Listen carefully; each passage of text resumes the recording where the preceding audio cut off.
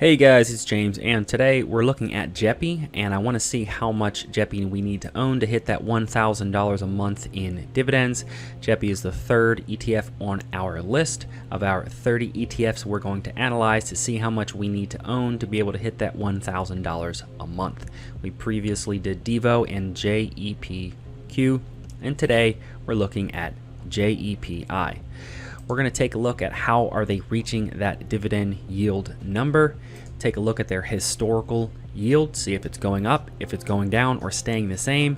Once we establish a positive, or once we establish a dividend yielding number that we're comfortable with, we'll go over to my compound interest analysis calculator and take a look at how much of the ETF we need to own to hit that $1,000 a month.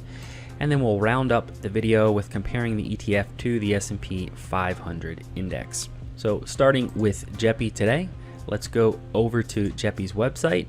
JEPI is JP Morgan's Equity Premium Income ETF. And down here under the explanation of the ETF, they basically buy dividend stocks, and we'll take a look at what their top holdings would look like.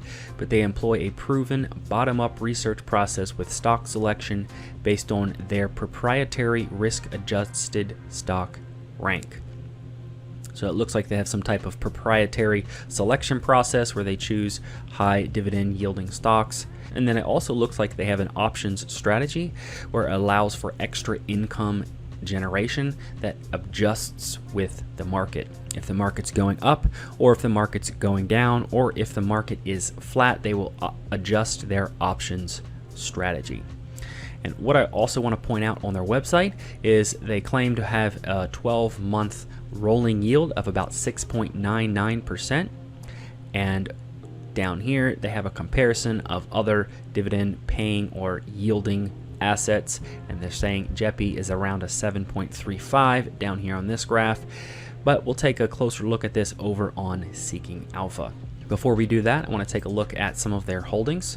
So if you go over to their tab Portfolio, they have a total of 123 holdings, and some of their top holdings can be seen right here: Progressive, United Health, Hershey, Coke, AbbVie, Pepsi, Bristol-Myers, UPS, and Arthur Gallagher. And it looks like they do not have any assets that would outweigh another. A lot of them are all around the 1 to 2%. So if they have 123 holdings, all of their assets are going to be weighted very similar. Coming over to Seeking Alpha, we want to go over to their dividend tab and take a look at what their historical yields have been.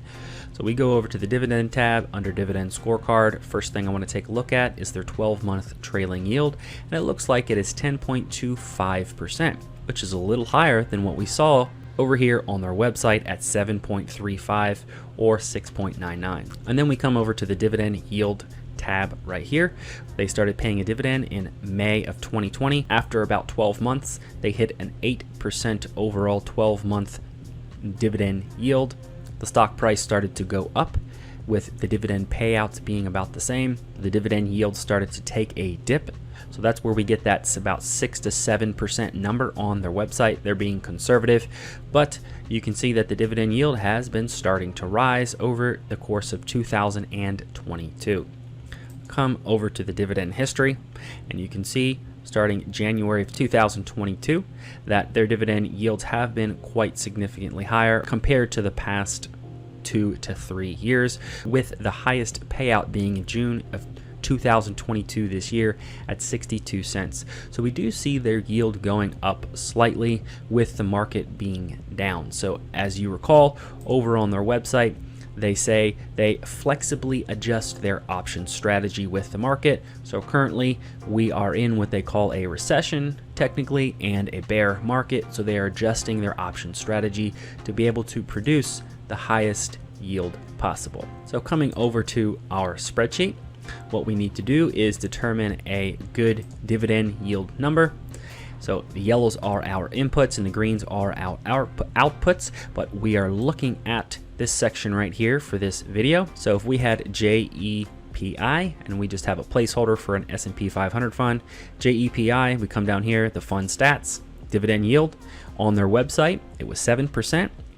And currently, over the past 6 months, it's been about closer to 9 to 10%. So let's take a look at both numbers. At 7% dividend yield, come down to this section right here, you would need 171,000 of JEPI to hit that $1,000 a month.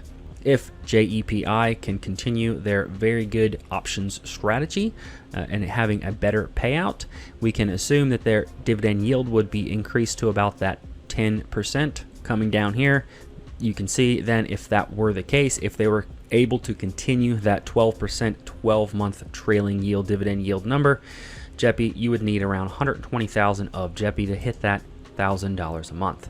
So to be able to hit that $1,000 a month figure with Jeppy, you would need anywhere from about 120 to 170 in your portfolio. So let's compare Jeppy to the S&P 500 with a back test. So over here, we're going to say we had $500,000. We are going to take a look at reinvesting our dividends and then not reinvesting our dividends and see what we would get. So the SPY versus Jeppy, we analyze the portfolio and this is what we get. If we were to have $500,000 at the inception of Jeppy, we can see that Jeppy would have outperformed the SPY with dividends reinvested. But if you're investing in Jeppy for the income, then we would obviously be taking the income and paying ourselves. So if we did not reinvest the income or the dividends on either SPY or Jeppy, then SPY would be outperforming Jeppy. And you can check the final balances and the total overall CAGR numbers right here. So that rounds out this video. You would need around 120,000 to 170,000 to hit that $1,000 a month in Jeppy, and you would need 12,000 to hit that $100 a month, and 600,000 to hit about $5,000 a month.